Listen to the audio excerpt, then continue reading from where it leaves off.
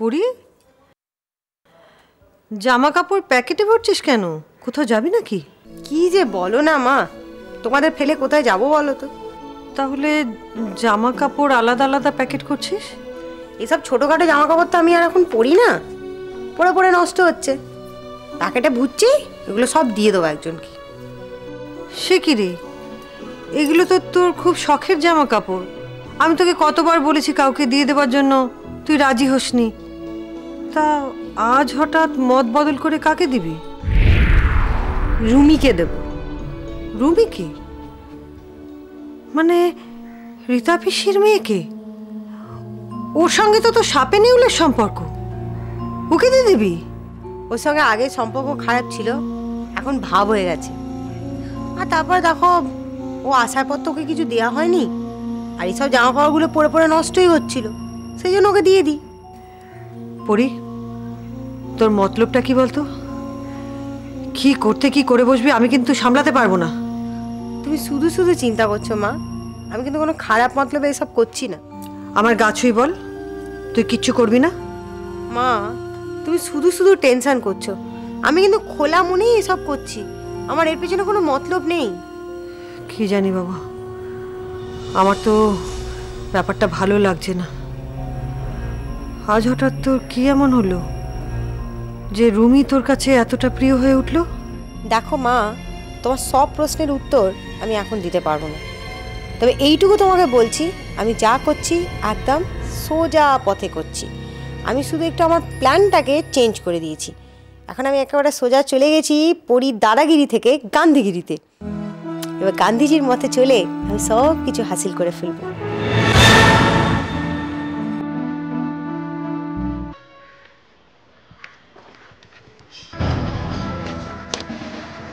দেখি কে আপনারা? এভাবে এভাবে গাড়ির সামনে পথে দাঁড়িয়ে রয়েছেন কেন? বলছি ম্যাডাম, আপনাকে তো বেশ কয়েকবার ফোন করে বলা হয়েছে যে সব ছেড়ে চলে যাচ্ছেন না কেন? এভাবে অভদ্রের মতো পথ ঘিরে রাখার মানেটা কি? কি বলছেন কি?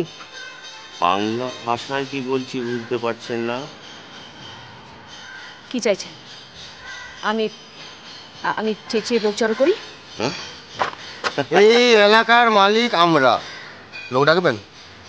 ডাকুন। শুনুন ম্যাডাম, আমি কিন্তু এবার শেষবারের মতো মুখে বলছি, আমি কোনো করছি না, মুখও বলছি না। আপনি দুদিনের মধ্যে শহর ছেড়ে চলে যান। চলে যাবো মানে? কি ভেবেছেন? কারণ আপনার পাগলি মা কোথায় আছে আমরা জানি, তাকে কিন্তু আমরা হাফিস করে দেব। কি ভাবছেন আপনারা? এরভাবে কথা বললে আমি ভয় শহর ছেড়ে চলে যাব? একদম বেশি কথা বলবেন না, ঠিক আছে? একদম বেশি কথা না। তাই শুনুন ম্যাডাম, বসের অর্ডার নেই, তাই আপনাকে আজকে ছেড়ে দিচ্ছি। ফোনে মুখে আপনাকে শেষবারের মতো বললাম, এই শহর ছেড়ে চলে যান। এরপর যদি কিছু হয় তার দায়িত্ব কিন্তু আমার থাকছে না। আজকের মতো আপনাকে ছেড়ে দিলাম। এই চল।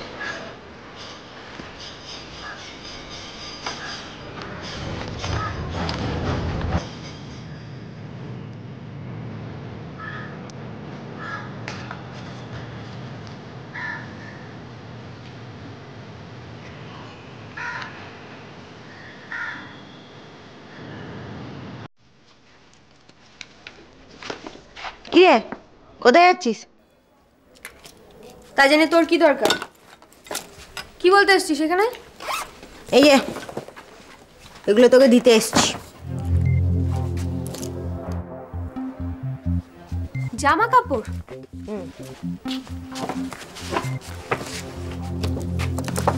কেন? বাইরে আমি তোকে জিনিসপত্র দিতে পারি না? তুই তো আমার ছোট বোন, শিলিগুড়ির মেয়ে। আসলে তা না রে, সত্যি কথা বলছি, আমি তো এখন ছোটোখাটো জামা কাপড় পরি না, মোটা হয়ে গেছি। সেজন্য সব জামা কাপড় নতুন নতুন রাখা ছিল, সেগুলো তোকে দিয়ে দিলাম। ব্যাপারটা কি বলতো? তুই সেদিন খুব ভালো ভালো করে আমার সঙ্গে কথা বললি, তারপর এখন এই জামা কাপড়গুলো দিচ্ছিস? না না না, তোর মতলবটা কি আগে বল। শুধু ওটা পড়িস না, কিন্তু খারাপ লাগাবে, এটার সঙ্গে পড়িস। আরে মতলব কিছু না রে ভাই, তোকে সত্যি ভালো মনে আমি জিনিসপত্র দিচ্ছি। পছন্দ হয়েছে তোর? এগুলো সব আমার? হ্যাঁ তোর। It's beautiful. এগুলো যদি আমি পরে বেরোই না, বন্ধুদের পুরো তাক লেগে যাবে। তুই যে জামা কাপড়গুলো পরিস সেগুলো কিন্তু বেশ ভালো।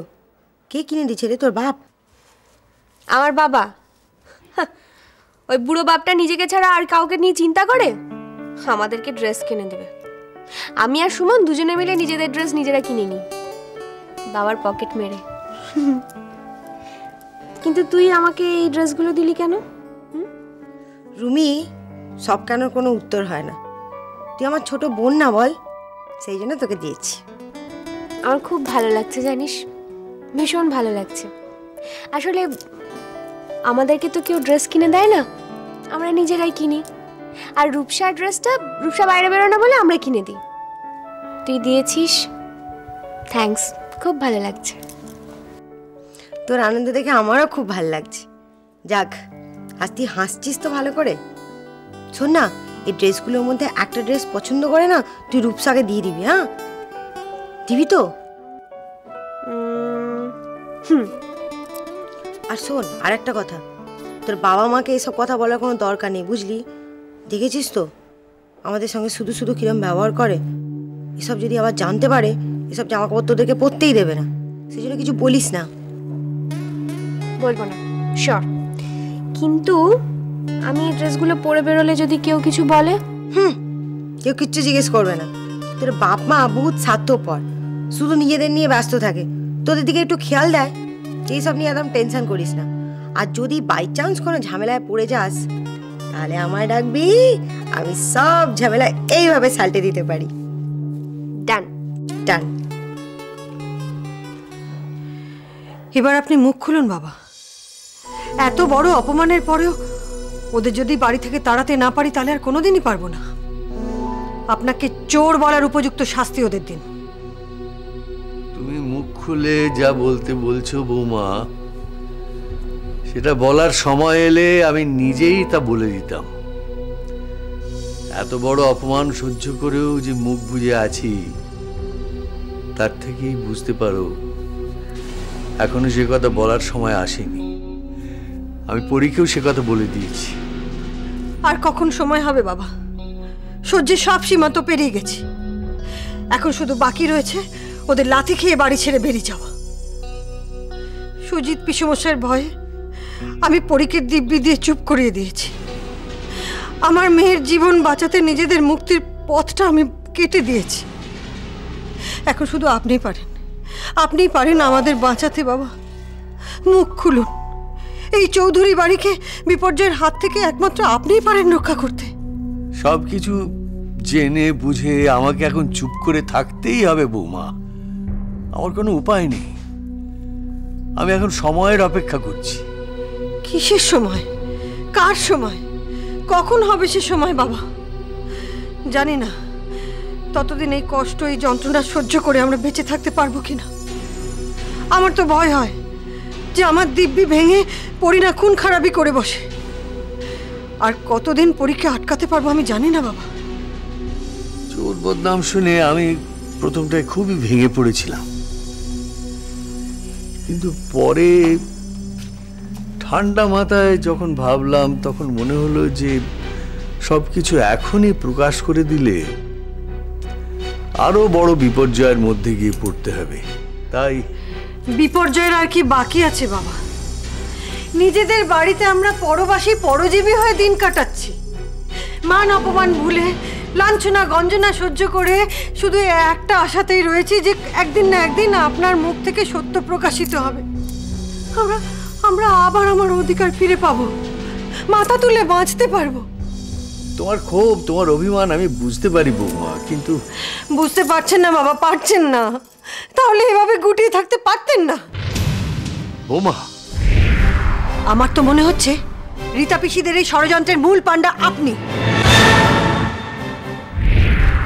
আপনার ছেলে, আপনার নাতনিকে আপনার সম্পত্তি থেকে বঞ্চিত করবার জন্য এই নোংরা খেলাটা আপনি খেলছেন। বৌমা,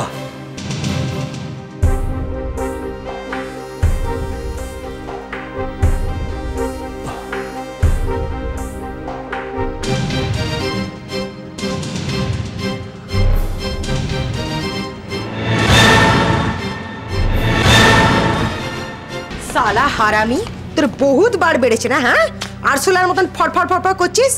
তোর ডানা কিভাবে ছাড়তে হয় না আমি খুব ভালো করে জানি। আরশোলাকে কিভাবে মারা হয় বলতো? মাটিতে ফেলে জুতো দিয়ে পিষে মারতে হয়। তোকে ওভাবে মারবো? তুই আমাকে জুতো দিয়ে মারবি? আমাকে মারতে পারবি এরকম জুতো আছে তোর কাছে পরি? কেন রে, তোকে মারার জন্য স্পেশাল জুতো বানাতে হবে? সোনার জুতো দিয়ে তোকে পিটিয়ে মারতে হবে? হ্যাঁ শালা কুত্তা। হ্যাঁ, ওই মুচির কাছে দেখবি 10 বছর 20 বছরের পুরনো জুতো পাওয়া যায়। ওই জুতো নিয়ে এসে এরকম এরকম এরকম করে পিষে মারতে হয় তোকে।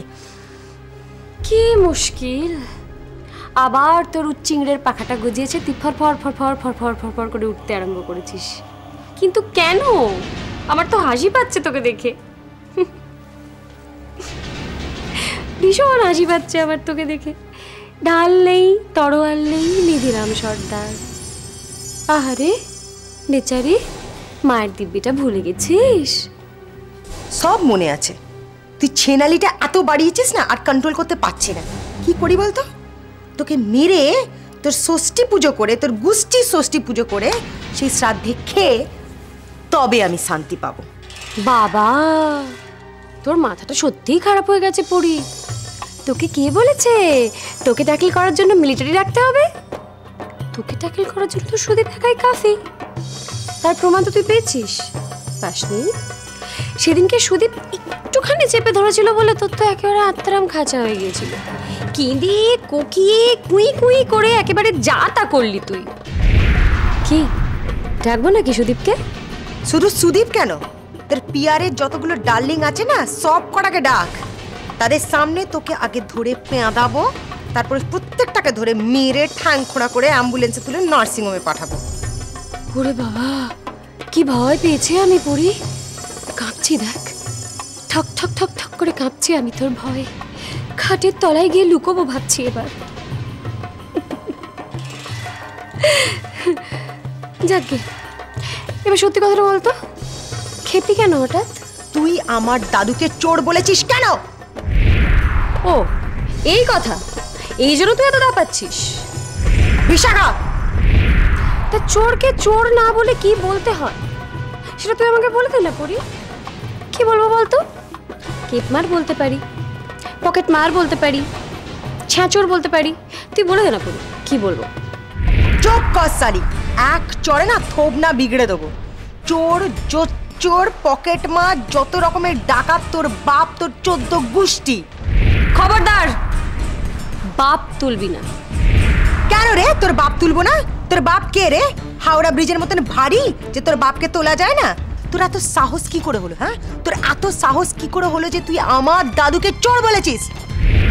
বাজারের হিসেব করা টাকা যে মেরে দেয় তাকে চোর বলার জন্য সাহসের দরকার হয় না, বুঝেছিস? তোর দাদু আমাকে টাকার হিসেব দিতে পারেনি, 9 টাকা মেরে দিয়েছে। মাত্র 9 টাকা? 9 টাকার হিসেব মেলেনি বলে তুই আমার দাদুকে চোর বললি? আমার দাদুকে? ওরে বিশাখা, তোকে তো যমরাজ না নরকেও স্থান দেবে না। অনেক বাজে বকেছিস। যা যা যা, এবার কাজ করতে যা। চুরি করলে না চোর বলবো, আর কাজ না করলে কাম চোর বলবো। সালা 2 পয়সার মেয়ে ছেলে তো বহুত বার বেড়েছে না? ছাড় বউ, তুই আমার দাদুকে চোর বলে ছাড়। তোমার ছাড় বিশাখা, ছাড় ছাড়, নাহলে তো এই কাটারি আমি নিজের গলায় বসিয়ে